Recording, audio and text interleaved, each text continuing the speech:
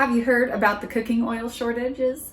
In Europe, cooking oil is being limited, the total number that you can purchase, and certain oils are hard to find on the shelves. Business Insider and NPR have both published articles about this in the last couple weeks. A lot of people rely on liquid vegetable oils. The answer of what to do if you can't find these oils is probably staring you right in the face in your kitchen already. Our family uses hardly any cooking oils in our kitchen. We've replaced them almost entirely with rendered animal fat. Rendered animal fat is a frugal ingredient in your kitchen. It's reusing something that otherwise would be going to waste. And in many instances, it actually improves the dish with a better texture or better flavor. Rendered animal fats would have been probably the only thing your grandmother or your great-grandmother cooked with. So today's video, I'm going to share with you why it is we stopped using animal fats, why you should start using them again, and how to use them. And if you stick around to the end, I'll help you feel better about the nagging question in your mind about whether or not it's healthy to use animal fats. In his book, In Defense of Food, Michael Pollan talks about a shift that happened in American eating over time, a change in scientific opinion, and a desire for profits. Part of what drove my grandparents' food culture from the American table was official scientific opinion, which beginning in the 1960s decided that animal fat was a deadly substance. And that's what we'll address at the very end of this video. But then there were the food manufacturers, which stood to make very little money from my grandmother's cooking because she was doing so much of it from scratch, up to and including rendering her own cooking fats. Food producers led a campaign to convince women, who were primarily the cooks in households at that time, that cooking with animal fats was somehow less desirable, less pristine, and they introduced clean, pure cooking oils. And it was all driven by profit. The three fats that we use the most often in our kitchen come from pork, chicken, and beef. Probably the most commonly used animal fat these days is bacon grease or bacon drippings. A lot of the fat is released from the bacon and is melted in the pan. And after you're done, after you remove your bacon, then you can save that bacon grease and use it for cooking. We almost always have a dish of bacon grease on the back of the stove.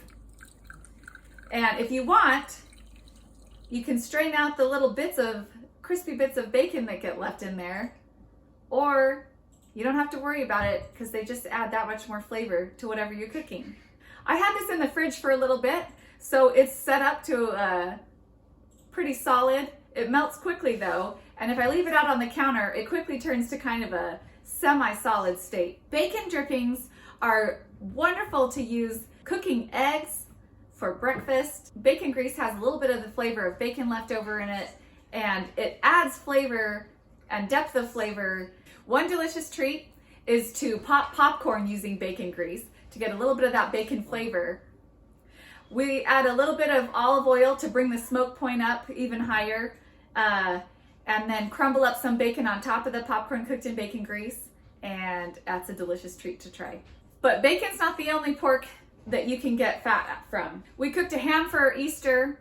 The roasting pan after we roasted the ham had collected a lot of fat from the skin of that ham as well, and so I've collected that. Any of these fats can be used to replace any of the cooking fats that you're used to using. There sometimes is a bit of a flavor carryover, and so you just want to think about that and use what's compatible. We will use this in a lot of Italian recipes, cooking up onions and peppers and that sort of thing. Pork fat also goes by the name of lard. Lard is a traditional ingredient in a lot of things. Traditional biscuits are made with lard, traditional tamales are made with lard, and tortillas are made with lard. Some people say that the best donuts are the donuts that are fried in lard. The next type of fat that we use a lot is from chicken. There's two ways that we get chicken fat also. The first way is if you roast any chicken parts that are bone-in and skin-on chicken, then when you roast that, the pan will collect juices and fat. And so you can skim that fat off the top. Sometimes I like to set the pan aside and let the fat kind of solidify on the top as the temperature cools down, and then it's easy to kind of scrape that off the top and put it in a jar. Bacon doesn't do this, but a lot of the other meats, when you're rendering them, you'll end up with these two layers. And this bottom layer has some juices and gelatin and collagen. So the fat will rise to the top and you can separate that off and use it by itself. But this bottom layer is also really good to add to your recipes.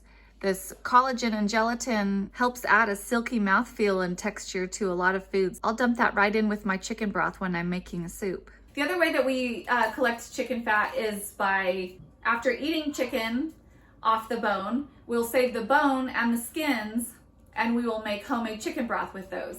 Just add them to water and let them boil or let them simmer for a few hours, and we freeze those and store them to use later. And what happens is, you can see that on the top layer here, you can see this area where the fat has risen to the top as it froze and separated from the broth. And this, what I'll do with this is I'll thaw this to use for soup, and the fat will still be pretty solid and in chunks.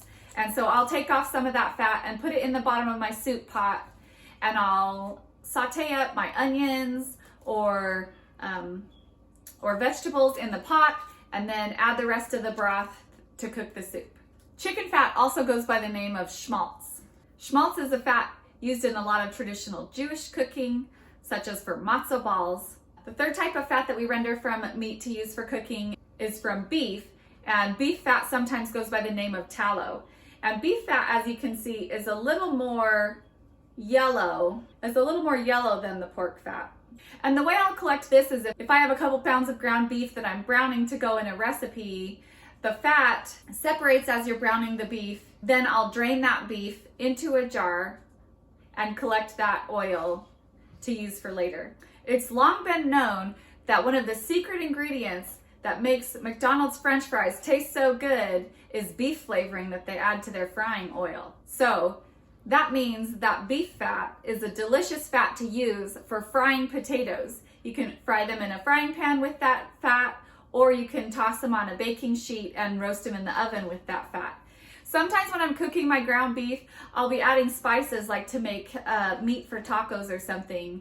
And in that case, the fat ends up looking a little red and has a little bit of those spices flavored, but that's fine because I'll just use that fat for another Tex-Mex inspired dish where the seasonings go along with it and it won't detract from them.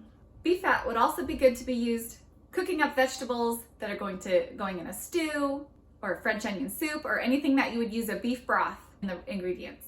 Rendered animal fat will store best in the fridge. Keeping some kind of a lid on the jars will help keep the fats from absorbing any off flavors from your fridge. I almost forgot, I promised to put your mind at ease about whether or not it's healthy to even eat animal fats. Back to Michael Pollan.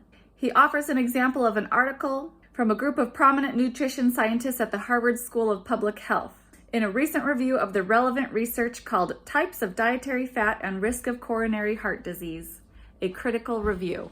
He quotes from the paper, "During the past several decades, reduction in fat intake has been the main focus of national dietary recommendations.